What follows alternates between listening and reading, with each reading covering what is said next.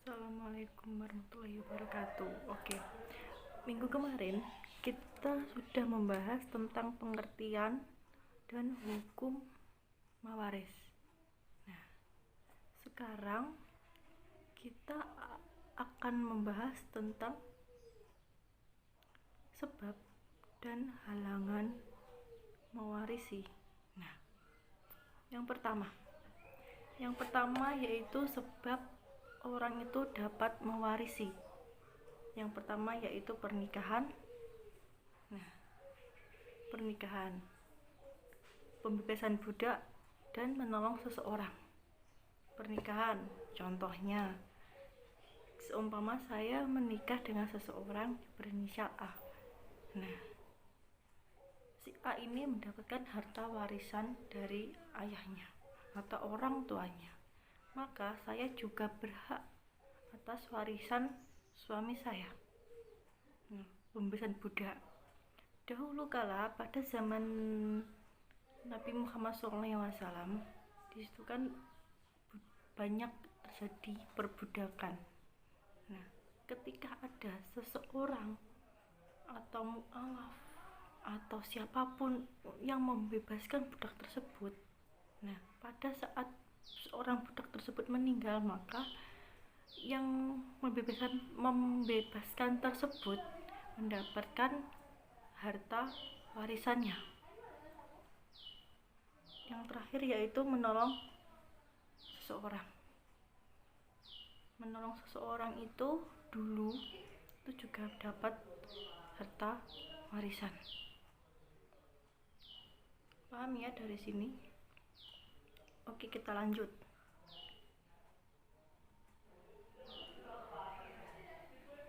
Ada dua sebab orang itu dikatakan bisa mewarisi harta. Yang pertama tadi kan sebabiah atau ada sebabnya.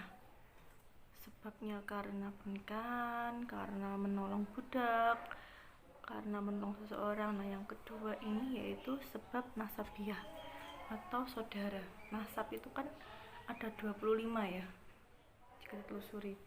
Dari ibu 15, dari ayah ada maaf saya ulangi lagi, dari ibu 10, dari ayah 15, jadi 25. Nah, selanjutnya halangan atau terhalangnya orang mendapatkan warisan. Yang pertama, pembunuhan. Entah itu pembunuhan seperti disengaja atau tidak disengaja, itu menjadi sebab terhalangnya orang mendapatkan warisan. Nah, yaudah, secara halus, seumpamanya ditabrak, itu sama saja. Yaudah, secara halus lagi didukunkan. Nah, itu ada dua pendapat. Kalau yang didukunkan itu nggak tahu kalau dia itu didukunkan, itu masih mendapatkan harta. Tapi kalau didukunkannya itu sampai ia itu meninggal dunia, maka dia tidak mendapatkan harta warisan. Yang kedua, sebabnya tadi ya, yang kedua itu yaitu berbeda agama. Contoh, seumpama suaminya agamanya Islam, istrinya agamanya lain, itu tidak bisa mewarisi. Atau kedua orang tuanya itu agamanya Kristen, anaknya agamanya Islam, itu juga anaknya tersebut tidak dapat mewarisi harta ayahnya atau orang tuanya.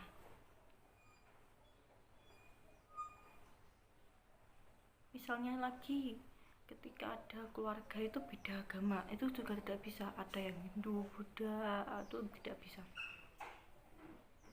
Dan yang terakhir yaitu perbudakan, itu juga tidak dapat harta warisan.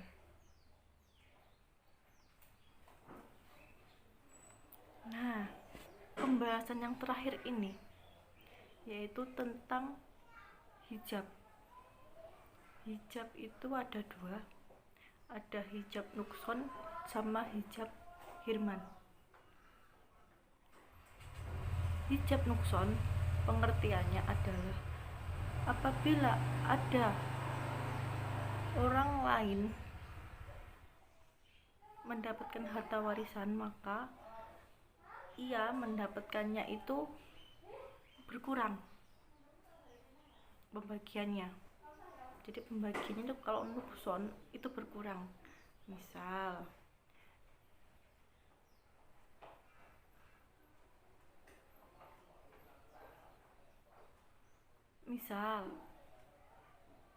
suami harusnya itu mendapatkan setengah dari bagiannya istri, akan tetapi suami tersebut mendapatkan 1/4 manakala istri itu memiliki anak atau meninggalkan anak.